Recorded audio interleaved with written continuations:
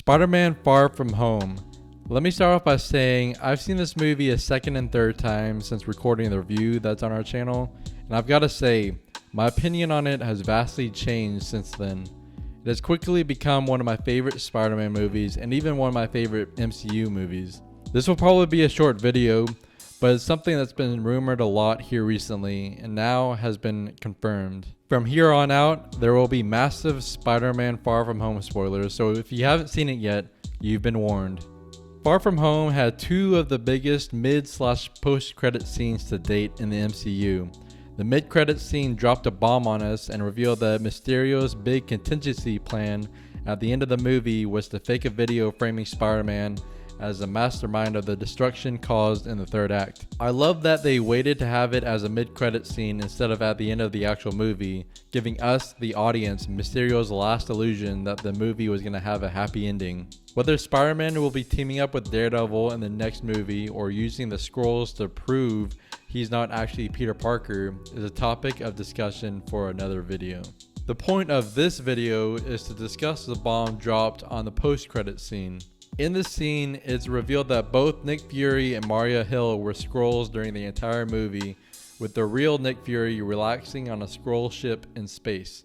There are a few hints at this throughout Far From Home. When Peter first meets Mysterio, Nick Fury mentions he's from Earth, just not yours. In the trailer, he says ours, but I'm sure they changed it to that to not give too many hints before the movie came out.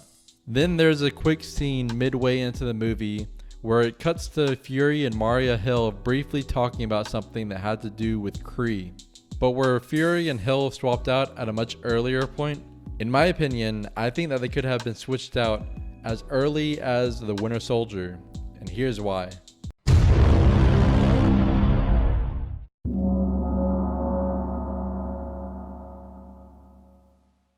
In the Winter Soldier, a hit is put out on Nick Fury and he is very nearly killed by the Winter Soldier. That could be reason enough for him to feel the need to be switched out with a Skrull. Also, I can imagine that Skrull medical technology is more advanced than humans, and with how badly he was injured, it would make sense that he'd need to be sent to a Skrull ship. One thing I've noticed for the past few years is that since the Winter Soldier, Nick Fury hasn't really done much of anything. I mean, sure, he was in Age of Ultron, but he didn't seem to be in the game until the end when he helped out with the helicarriers. But that could have been Talos the Skrull gaining his footing as Fury. Plus, during the middle of the movie, there's this scene. What are you gonna do? I don't know. Something dramatic, I hope. This line always seemed odd to me, but I just figured he was hinting at his plan with the helicarriers. But what if this is actually Talos as Nick Fury and he truly didn't know what he was going to do? What if him saying something dramatic, I hope, is him saying that he hopes the real Nick Fury has something planned for him to do when he calls him up?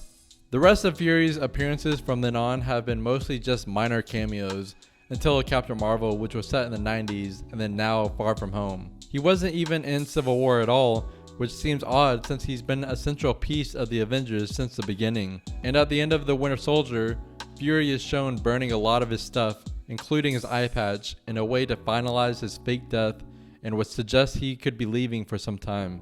But the single most important detail that proves that Fury has been a Skrull since at least Age of Ultron is this.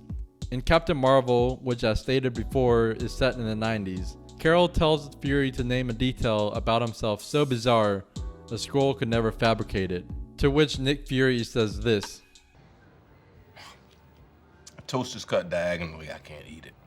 However, in Age of Ultron, which is set in 2015, he is shown to be doing this. Making any headway?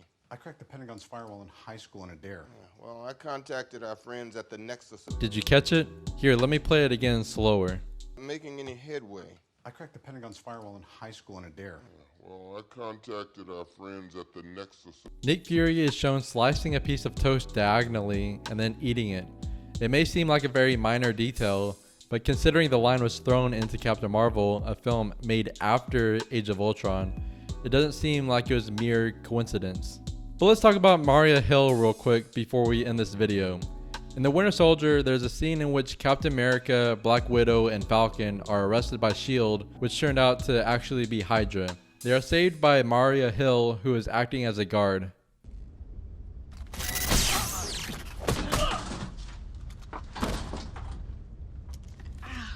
Thing was squeezing my brain. I've always wondered how Maria Hill was able to get into this truck with 3 of Hydra's most wanted fugitives when she was obviously not a part of Hydra. But I just wrote it off as just something to not think too much about. However, after learning she had been a skrull for some time now, if she were a skrull at this point, it would have been fairly easy for a shapeshifter to sneak their way into the truck by disguising themselves as an actual Hydra member and then switching to Mario once she was in. But an even crazier thought popped in my head. Has Maria Hill been a skrull this entire time? I mean, we don't get many scenes of her, and when we do, she's mostly just been with Nick Fury. And when they show the real Nick Fury on the skrull ship in the post-credit scene of Far From Home, they don't show the real Maria Hill. In Age of Ultron, when Tony is speaking with Fury, he mentions this. I get it. Maria Hill called you, right? Was she ever not working for you? Artificial intelligence. Which seems to suggest that she had no life prior to working closely with Nick Fury. Now this could just be a completely throwaway line, and I could be making something big out of nothing, but something else came to my attention. While searching through Maria Hill's scenes for this video, I came across a scene from Agents of S.H.I.E.L.D., which admittedly I don't watch, so I could be reading the scene out of context. A lot of us lost respect for Fury when he picked you as his second. If he needed eye candy around, he could have at least picked Romanoff. So Maria Hill had been chosen by Nick Fury himself to be his second in command, seemingly out of nowhere by other S.H.I.E.L.D. members, which would make sense if she had been a skrull this entire time that had been working closely with Nick Fury since the 90s. I mean, maybe she was even the 4th skrull that landed on Earth in Captain Marvel that was never brought up again throughout the rest of the movie. Alright guys, that about does it for this video. If you like this video, consider liking and subscribing, and maybe checking out some of our other video essays on our channel. We have one over common Avengers Endgame complaints, the Florida Project, and Annihilation. Links to those videos will be in the description. And as always guys, thank you so much for watching, and you will see us later.